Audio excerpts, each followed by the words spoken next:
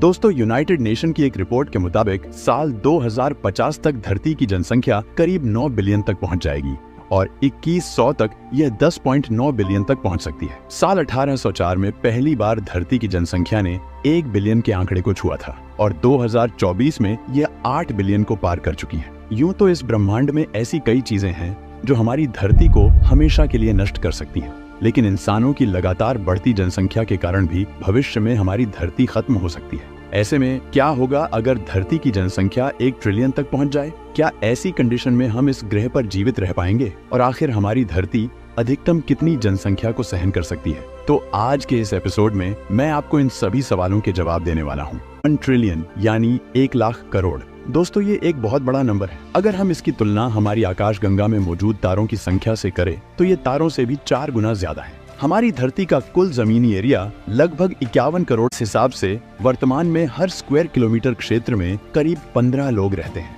लेकिन अगर हमारी जनसंख्या 1 ट्रिलियन हो जाए तो 1 स्क्वायर किलोमीटर क्षेत्र में करीब 2000 लोग रहने लगेंगे। अब यह तो जाहिर है कि धरती का पूरा जमीनी क्षेत्र रहने के लायक नहीं है। तो ऐसे में हमें अपने वर्तमान के शहरों को इस तरह से डिजाइन करना होगा कि वे इतनी बड़ी जनसंख्या को संभाल सकें। संभवतः इसके लिए हमें बड़े पैमाने पर आसमान को छूती इमारतें बनानी पड़ेंगी, क्योंकि एक के ऊपर एक करके ही हम इस तरह की जनसंख्या के रहने का प्रबंधन कर पाएंगे।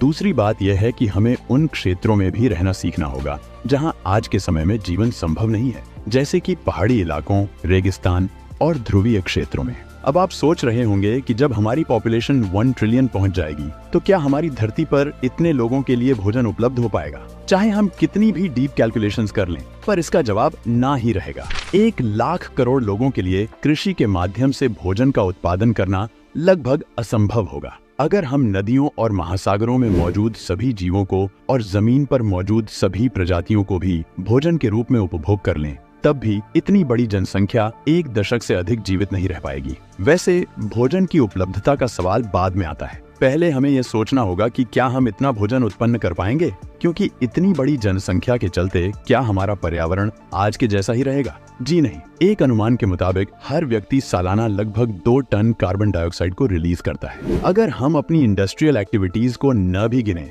और केवल दैनिक जीवन के कार्यों पर ध्यान दें तो पूरी दुनिया की आबादी कार्बन डाइऑक्साइड के उत्सर्जन में करीब 20% योगदान देगी। अब जरा कल्पना करिए कि जब वर्ल्ड पॉपुलेशन 1 ट्रिलियन तक पहुंच जाएगी तो हमारे वायुमंडल में CO2 का स्तर कितना बढ़ जाएगा और ऑक्सीजन का स्तर कितना गिर जाएगा। इस स्थिति में न केवल इंसानों के लिए बल्कि किसी भी जीव के लिए ठीक से सांस लेना मुश्किल हो जाएगा और CO2 के इस उच्च स्तर को कंट्रोल न कर पाने के कारण जीवों का अस्तित्व खतरे में पड़ जाएगा। वैज्ञानिकों का मानना है कि अगर इस स्थिति का 10% भी सच हुआ तो सांस लेने में गंभीर समस्याएं होंगी और अस्थमा जैसी सांस संबंधी बीमारियां बहुत आम हो जाएंगी। इसके अलावा फेफड़ों के कैंसर जैसी बीमारियां भी हर दूसरे तीसरे व्यक्ति में देखी जा सकती हैं। चलिए एक पल को मान लेते हैं कि किसी तरह हम उस स्थिति में भी जीवित रह लेते हैं, लेकिन हमारे सामने और भी समस्याएं होंगी। कुछ समय पहले पूरी दुनिया कोरोना वायरस के प्रकोप से जूझ रही थी और हम सोशल डिस्टेंसिंग पर जोर दे रहे थे, लेकिन जब हर 1 स्क्वायर किलोमीटर के क्षेत्र में 2000 लोग रहेंगे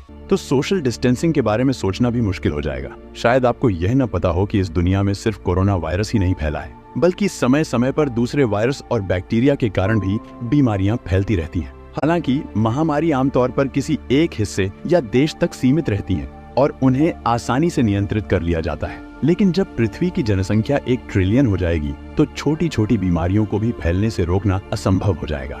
एक और महत्वपूर्ण पहलू यह है कि अधिक जनसंख्या के कारण पृथ्वी की सतह पर अधिक वजन पड़ेगा। सीधे शब्दों में कहा जाए तो यह दबाव हमारी धरती की परतों को नीचे की ओर धकेलेगा, जिसका प्रभाव अंततः पृथ्वी के कोर पर पड़ेगा। इसके परिणाम स्वरूप कोर का तापमान और भी बढ़ जाएगा, जिससे दुनिया भर में ज्वालामुखी विस्फोट और अन्य प्राकृतिक आपदाओं की संभावना बढ़ जाएगी। अब सवाल यह उठता है कि क्या हमारी धरती वास्तव में 1 ट्रिलियन लोगों की आबादी को संभाल पाएगी? मुझे लगता है कि इस वीडियो को देखकर आपको इसका उत्तर मिल गया होगा। इसलिए हमें इस टॉपिक पर बात करनी चाहिए कि पृथ्वी की अधिकतम क्षमता क्या है। अमेरिका की यूनिवर्सिटी ऑफ अल्बामा के एक जीव वैज्ञानिक एडवर्ड विल्सन ने अपनी पुस्तक द फ्यूचर ऑफ लाइफ में लिखा है कि हमारी पृथ्वी और इसके रिसोर्सेज की एक सीमा है और उस सीमा से अधिक जनसंख्या को धरती संभाल नहीं पाएगी। उनके अनुसार पृथ्वी की अधिकतम जनसंख्या क्षमता 10 बिलियन यानी लगभग 1000 करोड़ लोगों की है। इसका मतलब है कि हम इस सीमा को साल 2050 तक ही हासिल कर लेंगे।